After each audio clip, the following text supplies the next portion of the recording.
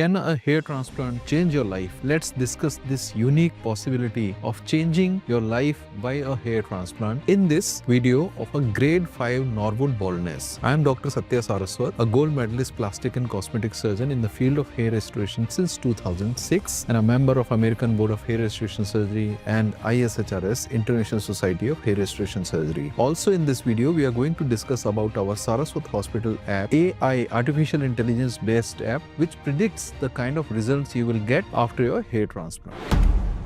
This patient presented to us with a history of 15 years of hair loss. He himself was around 36 years old. He was a Norwood grade 5 male pattern baldness patient suffering from hair loss. It's a long duration hair loss of around 15 years. So as is customary, we took his detailed information about his hair loss, any medical treatments he had tried, which he had not tried. Please like the video if you're liking the content till now. So as a first step, we did trichoscopy for him, which is the software based analysis of your donor site. So we analyzed his donor site and we found out the average of density of follicular units in various areas of the donor site was around 78 follicular unit per centimeter square, which was slightly on the lower side. His average thickness was quite good. It was 0.094 millimeter and we were very happy with that. Average number of hairs per follicular unit were around 2.1, which is again on the higher side, and his coverage value was higher than 15.32. Total donor grafts were around 12,000 in his case. So based on these findings in the trichoscopy,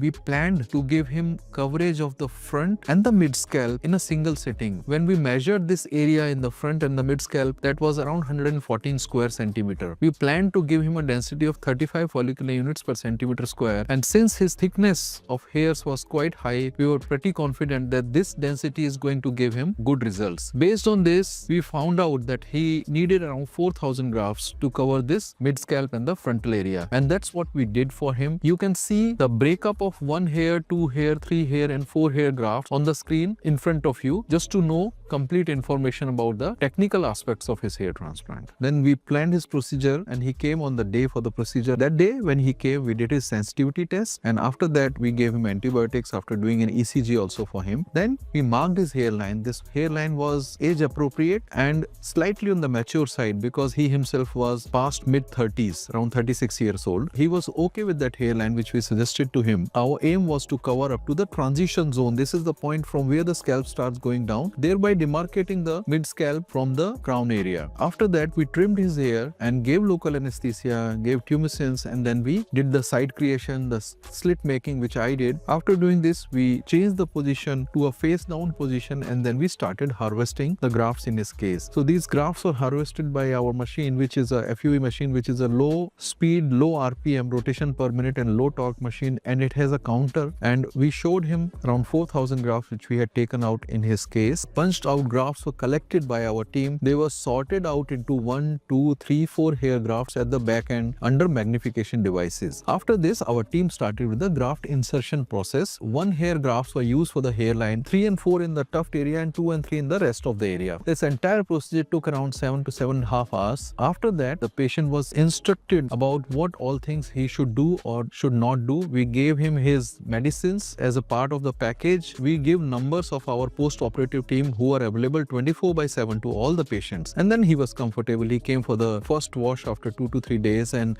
then we removed the dressing. He just kept on doing the shampooing at his own place, and then we, being a local, we called him at around 12th day to clean up the scabs and the crust which were there in the recipient or the transplanted area. And then the hair started undergoing the shedding phase, and then he came at 3 months where the hairs had just sort of started growing out, and then again at 4 months, and we used to do PRPs for him at regular intervals. And at 6 months here, you can see his growth. This is just around 60%, 50 to 60% of the growth, not the full growth, because full growth can take up to 12 to 15 months as well. If you are also planning out a hair transplant for yourself, please connect with us on the number mentioned here, and you can just send your basic information and your baldness pictures on WhatsApp on this number, and our team will try to connect out with you. And you can also call on this number if it is more convenient for you. Now let's discuss Saraswat Hospital App. It's an AI, artificial intelligence evidence-based app where we show you the kind of results you can achieve after your hair transplant. We request you to subscribe to our hair transplant channel where you get a lot of scientific information about hair loss problems and hair transplant. Now, before we wrap up, I want you to understand and take away these 5 important points about your hair transplant. Take away messages kind of from this video. Please choose a doctor with good credentials. Please choose a clinic or the doctor where they are doing detailed examination of your donor site. Please choose a clinic where